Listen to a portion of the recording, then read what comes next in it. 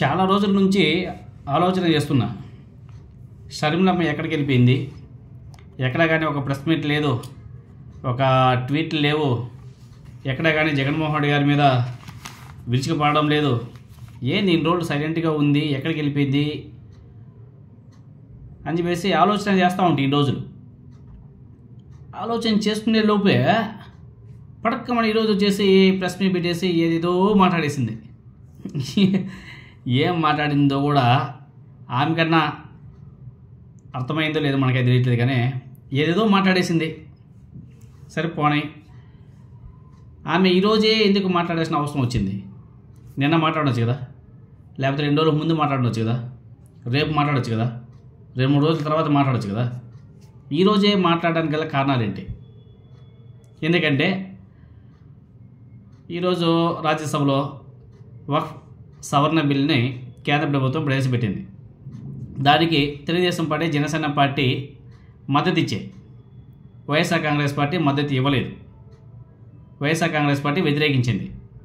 ఇప్పుడు ముస్లిం మైనారిటీ వర్గాల వ్యతిరేకత ఏదైతే తెలుగుదేశం పార్టీ మీద, జనసేన పార్టీ మీద పడుతుందో, ఇప్పుడు దాన్ని డైవర్ట్ చేయాలా, ఆ మ్యాటర్ని కంప్లీట్గా డైవర్ట్ చేయాలా. డైవర్ట్ చేయాలంటే ఏం చేయాలా? నారా చంద్రబాబు నాయుడు గారికి సడన్గా ఐడియా వచ్చి ఉంటుంది. ఊరే మనకి డ్యామేజ్ జరిగేటట్టుగా ఉంది, ఏదో విధంగా చేసి దింపాల్సిందే అని చెప్పేసి నారా చంద్రబాబు నాయుడు గారు గట్టిగా కసరత్తులు చేసి ఉంటాడు. కరెక్ట్ టైంలో దింపాడు, వదిలాడు. మామూలు కూడా కాదు, వదిలాడు. ఇంకా వదిలితే మామూలుగా ఉంటుంది. చంద్రబాబు నాయుడు గారి బాణాలు మామూలుగా ఉండవు, పస్సా పస్సా పస్సా పస్సా నిలిపోతూ ఉంటాయి. దాంట్లో భాగంగా ఈరోజు షర్మిల గారు వచ్చి నా సాయంత్రం అట్లే తీసేసింది. మళ్ళీ అదే పాత స్టోరీ. జగన్మోహన్ రెడ్డి, వివేకానంద రెడ్డి, సునీతారెడ్డి, అవినాష్ రెడ్డి, ఇవే స్టోరీ, ఇంకేం లే మ్యాటర్. మళ్ళీ అదే రామాయణం, అదే స్టోరీ. పాపం ఆమె మాట్లాడే మాటల్ని పాపం ఎల్లో మీడియా మాత్రం పెద్ద పెద్ద అక్షరాలతో చూపిస్తుంది. ఎందుకంటే జగన్మోహన్ రెడ్డి గారిని ఆమె తిడుతుంది కదా, కాబట్టి ఎల్లో మీడియాకి బాగా మంచి వార్త దొరికింది అని చెప్పేసి భలే కవరేజ్ ఇచ్చారు. మామూలు కూడా కాదు. జగన్మోహన్ రెడ్డి గారిని తిట్టకుండా కానీ ఉండుంటే అసలు ఎల్లో మీడియాలో కవరేజ్నే ఉండేది కాదు, ఉండదు. జగన్మోహన్ రెడ్డి గారిని తిట్టింది కాబట్టి బీభత్సం చేసి చూపించారు ఎల్లో మీడియాలో మాత్రం. వాళ్ళ కరపత్రికలో రేపు వస్తాయి చూడు పెద్ద పెద్ద టైటిల్స్, పెద్ద పెద్ద తాటికింద అక్షరాలతో వస్తాయి.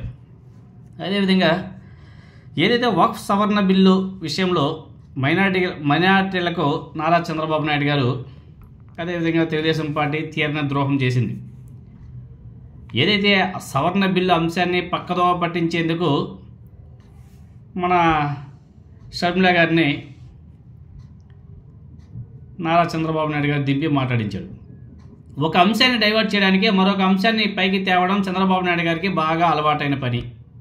చంద్రబాబు నాయుడు గారి రాజకీయాల్లో ఎప్పుడూ కష్టాల్లో ఉన్న డైవర్షన్ చేయడానికి షర్మిల గారిని ఉపయోగించుకుంటాడు కూడా. ఎందుకంటే అక్కడ రావాల్సిన ప్యాకేజ్ అటు వెళ్ళిపోతుంది కాబట్టి ఇక్కడ వచ్చి మాట్లాడుతుంది.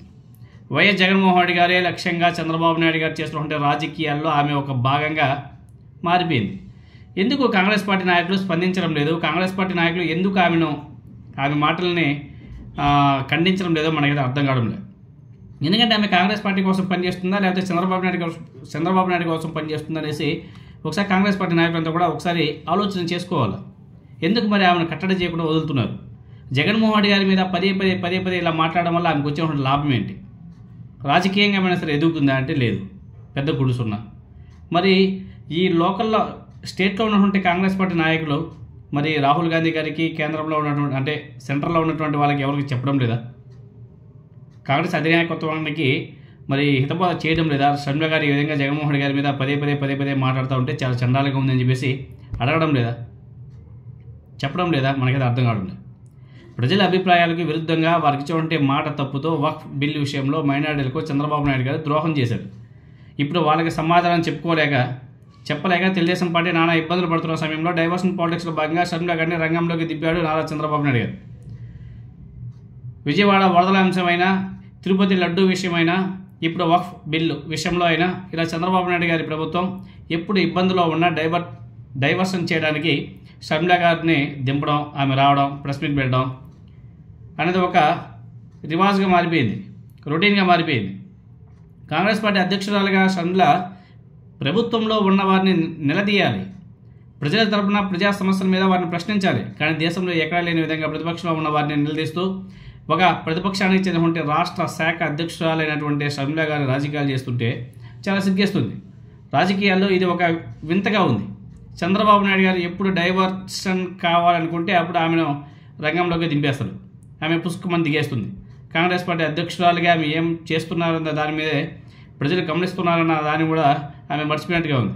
ఆమె చేసినటువంటి రాజకీయాలు కాంగ్రెస్ పార్టీ కోసమా లేకపోతే చంద్రబాబు నాయుడు కోసమా అని చెప్పేసి కాంగ్రెస్ పార్టీ నాయకులే ప్రశ్నించుకుంటున్నారు. గత ఎన్నికల్లో ఎన్డీఏను గెలిపించడమే లక్ష్యంగా ఆమె పనిచేసింది. వారికి సంబంధించినటువంటి ఏదైతే మీడియాలు ఉన్నాయో, మాధ్యమాలు ఉన్నాయో, వాళ్ళు చెప్పినట్టుగానే మాట్లాడింది. వాళ్ళు రాసిన స్క్రిప్ట్ని బాగా చదివింది. ఆ మేరకు ఆమె ముందుకు వెళ్ళింది. ఇక్కడే షర్మిల గారి అసలు ఉద్దేశాలు ఏమిటో కూడా బయటపడిపోయి చాలా స్పష్టంగా అర్థమైపోయింది. ప్రజలందరూ కూడా అర్థమైపోయింది. ఫ్యూచర్లో కూడా ఆమెకు రాజకీయ భవిష్యత్తు ఉండదు. పెద్ద గుణసున్నాయి. కాంగ్రెస్ పార్టీ వాళ్ళు ఎందుకు ఆమెను మోస్తున్నారు మనకైతే అర్థం కావడం లేదు. మరి కర్ణాటక డీకే శివకుమార్ గారిని కూడా మొన్న ఇల్లు కలిసింది.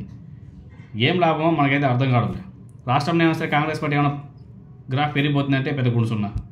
ఎప్పుడు చూసినా చంద్రబాబు నాయుడు గారి ద్వారా చంద్రబాబు నాయుడు గారి కింద పనిచేస్తూ ఉంటే ఎక్కడుంటుంది? మనకు చాలాసార్లు గమనిస్తున్నాం. చంద్రబాబు నాయుడు గారు కాంగ్రెస్ పార్టీ నాయకుల్ని వాడుకుంటారు, బీజేపీ వాడిని వాడుకుంటారు, సిపిఐ సిపిఎం అందరినీ వాడుకుంటారు గట్టిగా. ప్రతి ఒక్కరు కూడా చంద్రబాబు నాయుడు గారికి వంత వాడుతుంటారు. అదే విచిత్రమో మనకైతే అర్థమయ్యేదో పోయేది.